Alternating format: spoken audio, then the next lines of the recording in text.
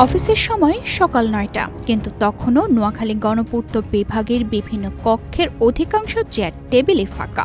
সকাল 10টা পর্যন্ত সরজমিনে গিয়ে মাত্র ৩ থেকে ৪ জন কর্মকর্তা কর্মচারীকে অফিসে পাওয়া যায়। 10টার পরও অনেকে অফিসে আসেননি। নাম প্রকাশে অনিচ্ছুক কয়েকজন জানান, অনেক কর্মকর্তা সাইডে গেছেন। বৃষ্টির কারণে ফিরতে কিছুটা দেরি হচ্ছে। সকাল ৯টায় অফিসে এসে শুধু একজন অফিস সহকারীকে পাওয়া যায়। অন্যরা অফিসে লেট করে আসার কারণ জানতে গিয়ে জানা যায়, অনেকে অফিসে না এসে বাসা থেকে সরাসরি ফিল্ডে চলে যায়। করোনা বা যে কোনো ভাইরাসের এগেইনস্টে ফাইট মানি ব্যাকট্রলের লেফট রাইট। তাই এত সকালে কাউকে অফিসে পাওয়া যায় না। হয়তো আজকে যে কোনো কারণে আজকে এত স্টাফ আপনি ছাড়া এখানে তো আরেকজন স্টাফ আমি দেখতেছি না। আর যে কোনো কারণে হয়তো আসতেছে না, আর কি হয়তো যে কোনো কারণে লেট হতে পারে। এক্সচেঞ্জার চলে আসবে 5 মিনিটের ভিতরে। এক্সচেঞ্জ 9টা বাজে আসে, চলে আসবে হয়তো একটু। ওই যে বড়বাবু চলে আসছে। বর্তমানে নোয়াখালী গণপূর্ত বিভাগে নির্বাহী প্রকৌশলী, অফিস সহকারী ও অফিস সহায়ক সহ প্রায় 24 জন কর্মরত রয়েছেন।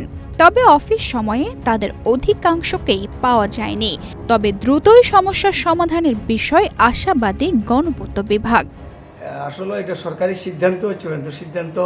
সরকার কি সিদ্ধান্ত, যে সিদ্ধান্ত দিয়েছে আমি বলি তাদের সিদ্ধান্ত সঠিক সিদ্ধান্ত। তবে এমনি একসাথে এতগুলো লোকে বদলি করে আসলে সাময়িক ডিপার্টমেন্টের ক্ষতি হলেও তো আমার মতে এটা ডিপার্টমেন্ট আবার পুনরুদ্ধার করা তাদের জন্য সহজ হবে। তারা করে নেবে, এটার জন্য অপেক্ষা করতে হবে। এখন অবশ্যই ইদানিং তো কাজকাম এখন কমে। এখন তো যে সময়টা, এই সময়টা কাজকাম আসলে এখনও কম।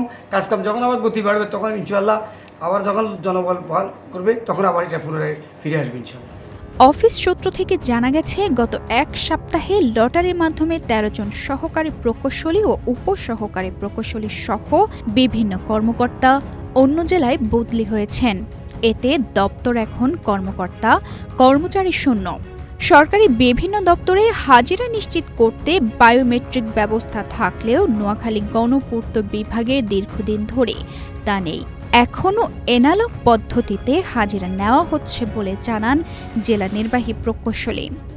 আসলে নোয়াখালী গণপূর্ত বিভাগ একটি সারা বাংলাদেশে গণপূর্ত অধিদপ্তরের একটা অংশ। এখানে বর্তমানে প্রায় আমাদের 15 জন অফিসার বদলি হয়ে গেছে। ওরা বিভিন্ন কেন্দ্রে বদলির জন্য কেউ জয়েন করতেছে, কেউ আবার এখানে এসে জয়েন করতেছে, এই অবস্থায় আছে। তো এই টোটাল বদলিটা এটা আমাদের কেন্দ্র থেকে নির্ধারণ হয়েছে। সরকার হয়তো মনে করছে যে বদলি করলে কাজের গতিশীলতা আসবে এবং একই স্টেশনে কিছু কিছু অফিসার দীর্ঘদিন থাকাতে ওই স্টেশনের হয়তো সরকার মনে করছে যে তাদেরকে সারা বাংলাদেশে সরিয়ে সিলেটে বিভিন্ন জায়গায় কাজ করলে কাজের অভিজ্ঞতা বাড়বে। যদি কোনো অফিসার এস্টিমেটিং সেকশনে কাজ করে, সে ইচ্ছা করে এস্টিমেটিং সেকশনেই থাকতো, ফিল্ডের তার অভিজ্ঞতা থাকে না। আমরা দেখি বায়োমেট্রিক হিসাবে আমরা প্রসেস অলরেডি শুরু করছি, আমরা সামনে এটা কার্যকর করব।